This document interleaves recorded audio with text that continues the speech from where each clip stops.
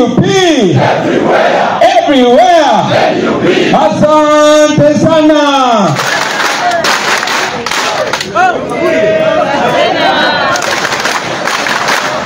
Thank you very much. Wow.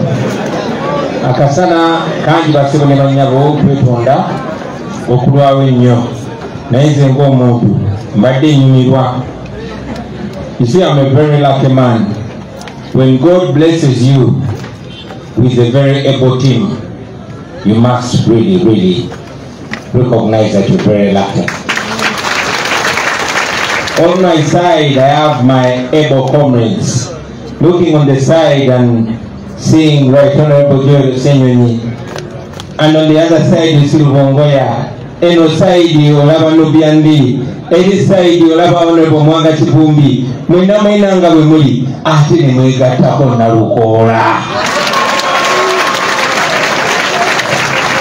Mulowooza siri very lucky. Nti byonna bye nandibadde njogerako amazima amatuufu babyogeddeko naye bwe mbasiibula busiibuzi. Ate naddala Honorable waffe omupya omanyize Nalukoola bw'aba ayogera Mwanga Tumba saagala alekeraawo kuba ebigambo abyogera mpola mpola naye amazima amatuufu ng'ensonga ogitegeera. Toyinza butagitegeera. So nzikiriza nange nga teddoboozi yange okuba nange okuyozayeza. Congratulations. I was supposed to start by saluting our election management team. Thank you for the job well done. Many times, many parties get misled, and it was one of my biggest fears to be misled. You took a decision which eventually the whole world agreed that it's the right decision. You heightened the trust that the party has in you as election management team. When you produced Honorable Nalukoola as a candidate, many of us out there, not me in particular, but many people had questions. Naye twagenda mu bantu questions ezo ne ziggwawo zonna ate bwe twatuuze balonzi ate ne kibula omukombe. So we thank you very much. I want to congratulate the people of Kawempe North. This was not about Nalukoola, it was not about NUP, it was about you, your voice. Congratulations, you stood firm.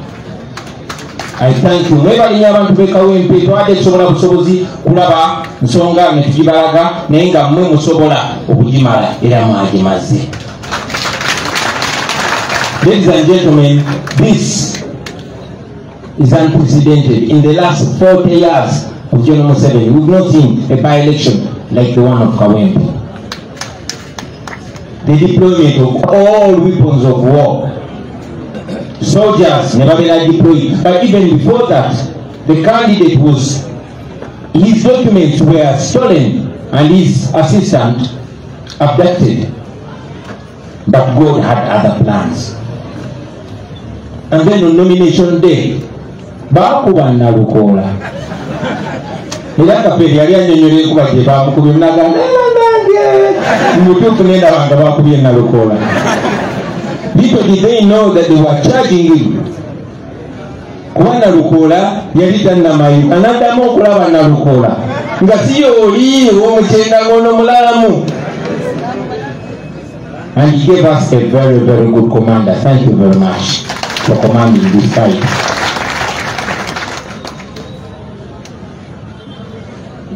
NRM and the criminals that make up that group did not announce us because they wanted, no. But it is a member that is not going to announce it. Also, abantu okwetolula Kampala yonna, in fact okwetolula Buganda yonna, nga bagala kujustifyinga buddi bwabwe. So twagenda ku polling station nga bo bazze kubba kalulu. Museveni n'afuna baminisita be. Omanyi Museveni mu baminisita be asinga obusiruku asinga okwesiga. Chokola bayasindika bannabanja n'aleeta Amisa Kabanda n'aleeta Babbala Mukuwabbo n'omwana asinga okubeera n'empisa endi muffe tasobola kukola nabbanja Babbala oba Amisa Kabanda kyeyakola. Amisa Kabanda yajjanga yeesibye n'akakaya mukazi musiraamu ng'akola ebyobuseegu musawo bana myeseewonya kuba mumanyi Amisa Kabanda okay mumanyi entegeeraye naye twali musawo for God's sake oye nambanja mumumanyi. But that is what Museveni did in an election. That shameless old man jakoma okukadiwa jakoma okugwamu ensonyi jakoma okukadiwa jakoma okubeera uncultured bakati wa myaka gy'ekitiibwa wakirawe ofisi y'eggwanga ekitiibwa kye yawamba gyalimu.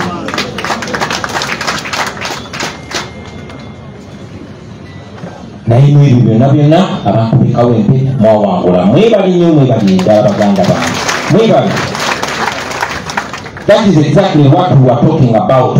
I want to congratulate you, Comrade Nalukola, once again. Webale kuwangula obukoze bulungi nnyo. Webale tukikinya bulungi. Thank you for putting up a good image for NUP, a good image for the Muslims, and a good image for the artists. Thank you.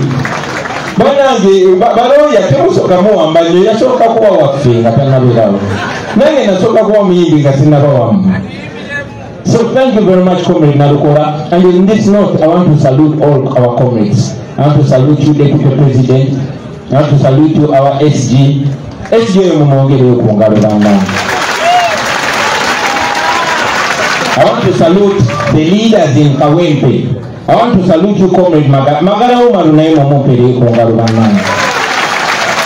Banaye mwebale nnyo mwebaliriga mukozi omulimu baganda baffe ab'omu diaspora mwebale nnyo mwebalire ddala. Ba MPs basebo ne bannyabo sente zonna ezaakola mu kampeyini zakuŋŋanyibwa abakulembeze ba MPs ba mayors ba speakers naye mutakoma kusonda busonzi sente naye ne mujja ne muyiwawo omubiri mwebale nnyo mwebalire ddala. Kano akalulu kabadde n'ebyokuyiga bingi nnyo bye katulaze titusobola okukwatagana ne tulaga balabe baffe nti tukwatagana. Titusobola okubalaga talenti zemwina mwenamugga mwali mumutegera bulungi tumuwongeremu. Akalulu kano kaalaga nti muli more coordinated ba foot soldiers mwebale nnyo mwebalire ddala.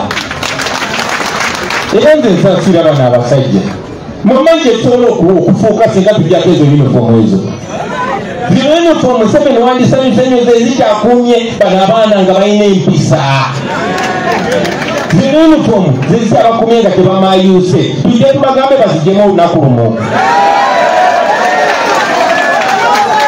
So I want to salute all of you. Banayi mwakikoze mwebale nnyo mwebalire ddala.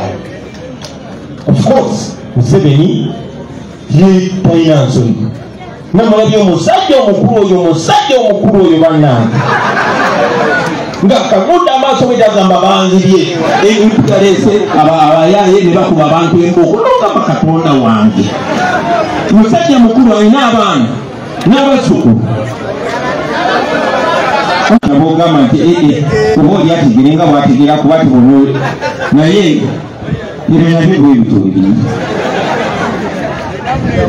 Ladies and gentlemen, what did this show us? We did not just go for a by-election in Kawempe. And like Honorable Nalukola said, it could win even without an election. We went there to launch protest thoughts.